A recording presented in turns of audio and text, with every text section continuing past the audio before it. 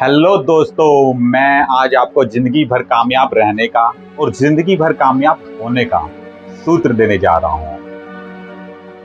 कैसे एक आसान रास्ते पे चलते हुए आप जिंदगी में कामयाब हो सकते हैं। तो 5%, 10% परसेंटेज आप डिसाइड कीजिए और उस भगवान को पार्टनर बना लीजिए। और बस फिर सपोज कीजिए कि भगवान के साथ पार्टनरशिप होगी।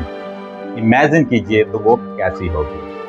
5%, 10% percentage decide you and make a partnership with them।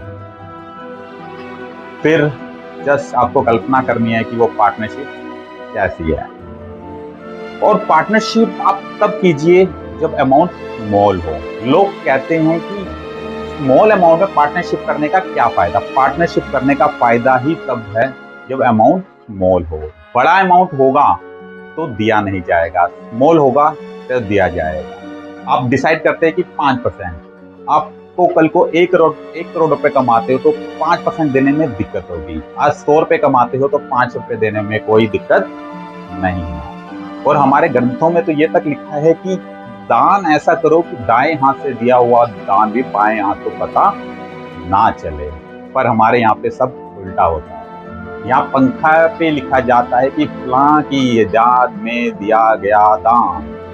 वो बंदा तो चला गया और वो बंदा अभी भी चक्कर गिननी की तरह यहाँ पे घूमे जा रहा है। तो मेरे विचारों से ऐसा नहीं होना चाहिए कि दान जो दिया हो उसका पता नहीं लगना चाहिए।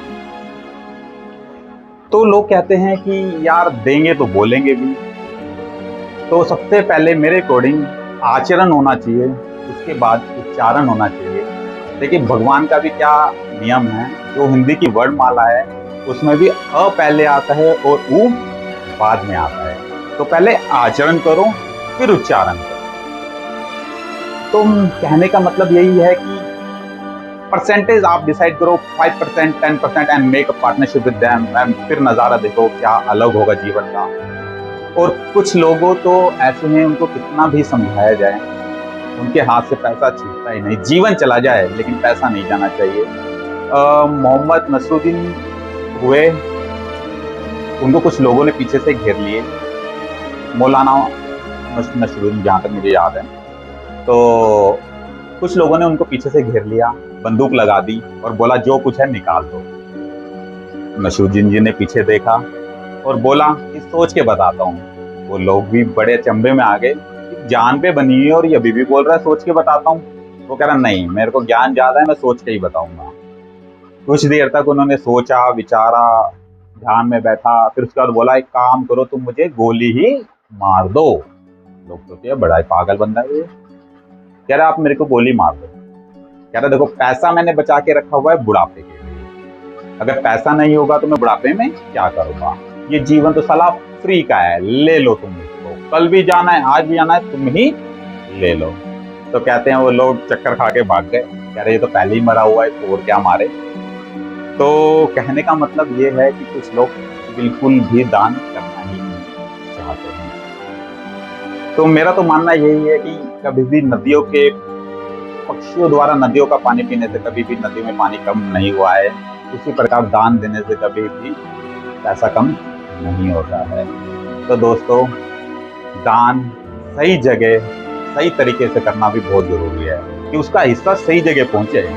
कई बार हम सोचते हैं दान को करते चेक काट के दे दिया, वो किस लिए दिया? वो आपने दान नहीं दिया, वो आपने अपना नाम कमाने के लिए दिया।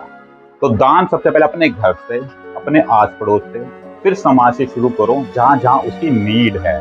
नाम के अकॉर्डिंग नहीं, नीड के अकॉर्डिंग दो। कुछ लोग 5 लाख का चेक काटते हैं, लोग फलाना ट्रस्ट के अंदर दे दिया, लेकिन वहां पे ऑलरेडी पैसे का भंडार लगा पड़ा है और आपका पड़ोसी भूखा मरने लग रहा है। तो सबसे पहले मुझे ऐसा लगता है कि दान जरूरत के हिसाब से शुरू होना चाहिए, सिर्फ नाम के हिसाब से शुरू नहीं होना चाहिए। और दान का नाम करना, और तो शमशान घाटों के अंदर मैंने देखा कि वहाँ बेंचों पे लिखा होता है फलां की याद में दिया गया दान। अरे यार बताने की जरूरत क्यों है? जिसको पता लगना है पता चल जाएगा, बताने की जरूरत नहीं। अच्छा और चीज मुझे बताओ कि दिया ज्यादा है या मिला ज्यादा है? एक चीज और बताओ, देते पहले हो या मिलता पहले है?